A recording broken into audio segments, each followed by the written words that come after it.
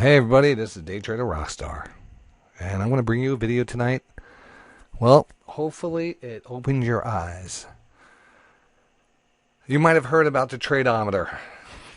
You know, it's a indicator, a bot that I developed over the years, outlining buy and sell zones in the market, mostly on the ES or any the major indices, the YM, the NASDAQ.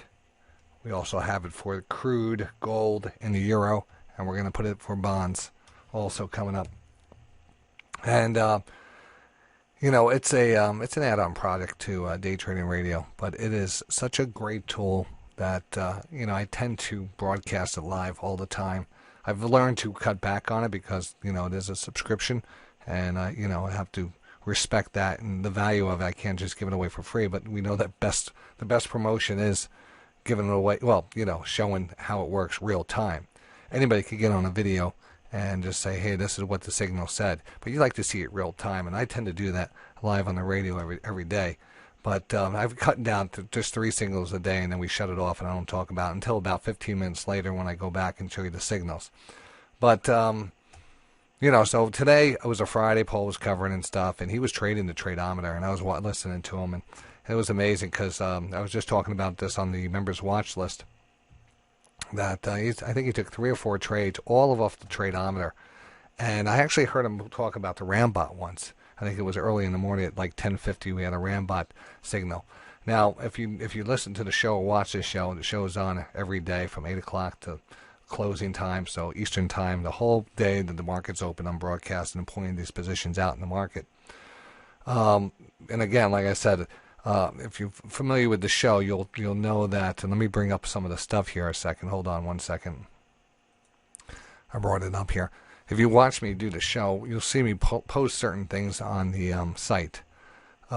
These circles and squares you'll see on the charts. And the S&P chart is the normal one you'll see it on. I'll put it on the NASDAQ and the Dow if someone asks for it.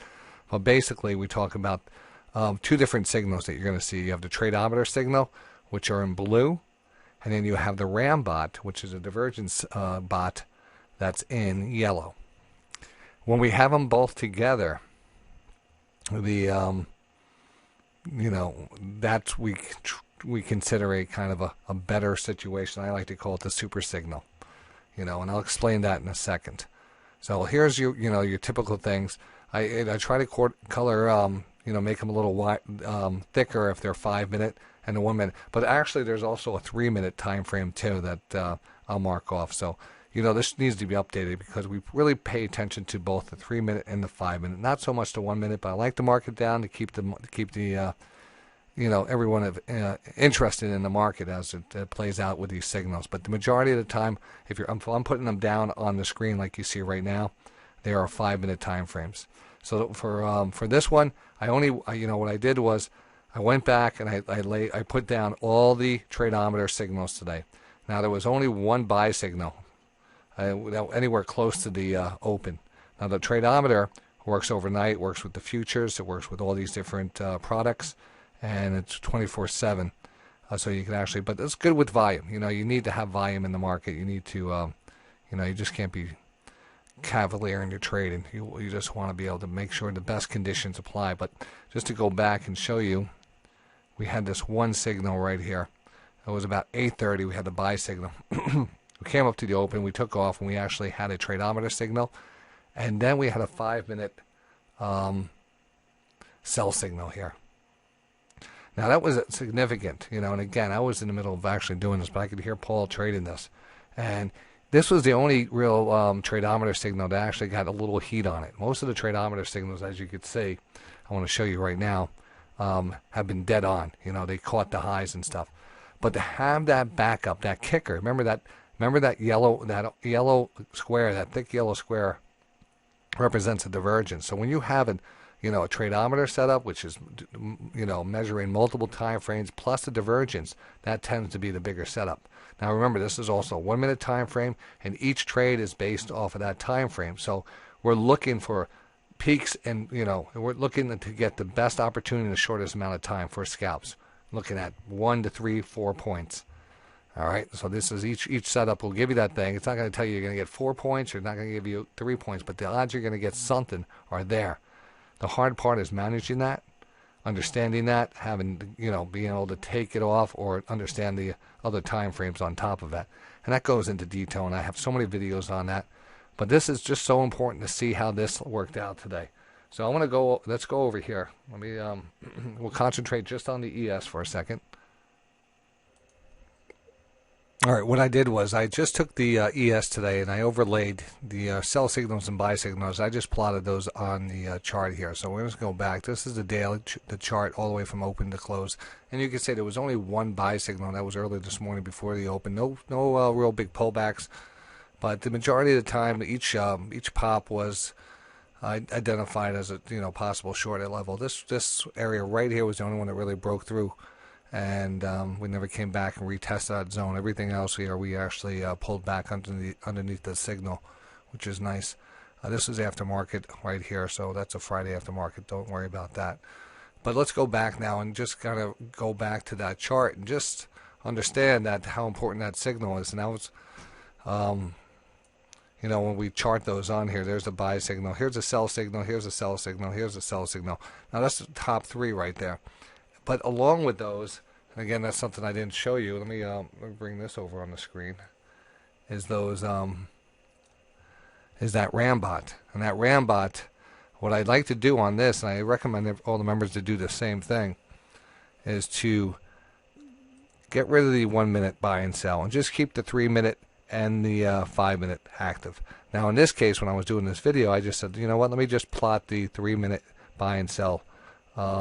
Divergences. So I have those marked off on there. I mean the 5 minute.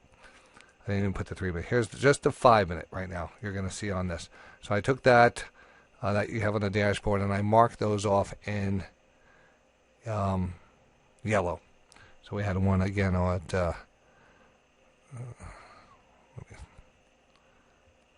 whatever time we have them. They're all up there. That's the 5 minute.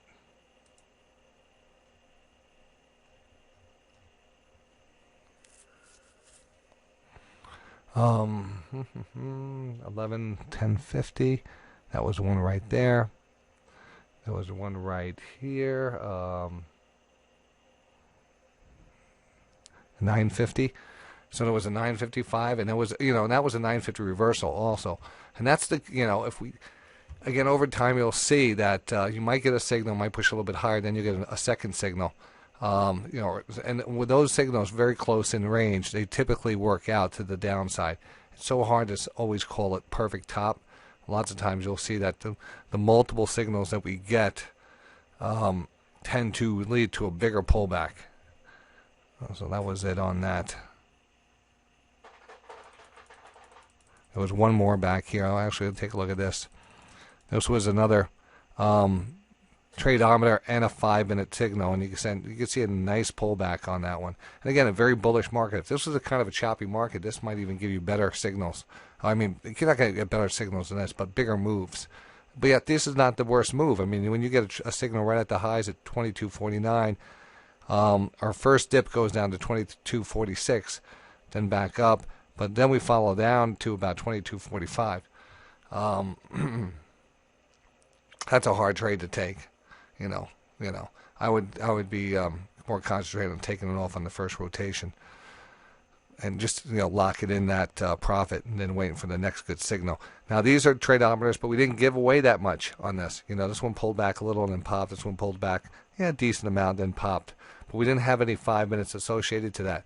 So what I did is I turned on the 3 minute time frame one to buy and sells, and next thing I know, I have a couple 3 minute time frame sell signals, and they came in right here. There was one right here. That should be yellow. I get all scrunched in there.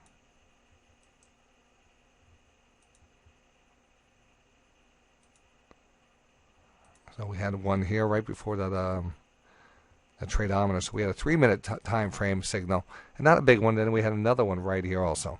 So right next to that, we had another one, and then we had, and that was the 5 minute. That's about it. without any other alerts. But you notice that the Tradeometer and the Rambot, when they come together, they tend to give you that nice pullback. And in a very strong day, being able to outline even the smallest pullback. You know, the buy signals are a given. You know, the buy signals, you know, you have to take all of them that come, especially if you establish a day like this. You know, those are going to be the best setups. You might not get them again.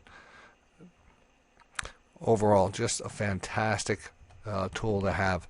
Now, let's talk about stocks. I wanted to just talk about that for a second, but then I want to talk about the best bet. This is part of my public service announcement. I'm going to go over one best bet for next week. Actually, I had on the site, I had about 4 best bets for the members out there this week. But for this video purposes only, I'm going to go with one best bet. And as you can see, it's going to be Colgate-Palmolive. Now, Colgate-Palmolive, you know, I'm going with the safe play here. It's a decent divergence, a lower low, a higher low. It's, you might have to give you 2 here because this is a really good stock, and we've pulled back off the highs. We're way under the 200. It's first tested at the 20. But the divergence is key for me. You know, it's a decent enough divergence. I think we get more upside here for a decent trade.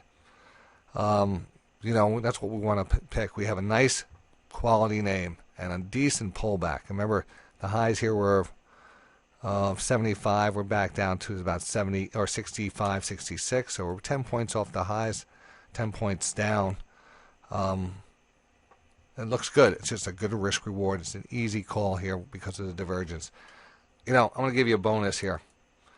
It's just because that's who I am.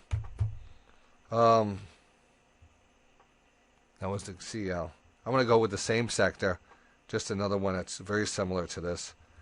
You know, the Procter & Gamble. You could see this divergence a little bit better. And that's why I just wanted to point that out. And I can't point it out without saying it falls kind of in that same situation. But you see this lower low. And here we definitely see that higher low. And up here you definitely see that higher low. Now it's already gotten a nice move. It's already moved up about 2 or 3 days. We're already getting overbought on the 14.3 and on the 9.3. So that's, you know, you have to deal with that. But the divergence typically brings you a little bit further. So I like the divergence here. We'll call it. We're looking for more upside on this. It's not the home runs this week. Maybe next week we get the home runs. But these are safe, look, you know, good divergences worth bringing it to the table. That's the best bets going into this week. Best bet is actually getting a hold of that Tradeometer, though. You know, it doesn't even matter what you trade. If you look back again at those signals, lots of times you could just overlay the market, and the market, you know, remember, you know, here's your signals you're getting, and you know, the topic of conversation this whole week was really basically how to trade different things against these signals. You know, you have the SPY options, you have the S&P futures contracts, you have common share or the SPY ETF shares, etc. So the object is actually to determine what vehicle is the best vehicle to trade these signals. Now this is one day out of many. Not every day you're going to have great signals. I'm not saying these are great signals. These signals are the best signals you're going to get for a day that you shouldn't be trading to the short side. But I can't, you know, I could go in there and say, don't give any short signals today, but that wouldn't be fair. We have to let this thing play out. But you have to understand when the market is in a certain phase, you have to be very cautious and quick on that, you know, not go against that trend. You know, you'll get rolled over. And I think a lot of people will get rolled over. That's why this market's not done yet. And if we continue to move up here, the buy signals will be better. The short signals will be fast and quick. The combination signals, you could tell, you know, they haven't failed yet for a little pullback. But you got to be fast like that. All right? All right, so that's it. That's the second video. Short and sweet. The last one for the members, oh my God, it was over an hour long. But there was so many great stocks now lining up. And I hope you enjoyed that.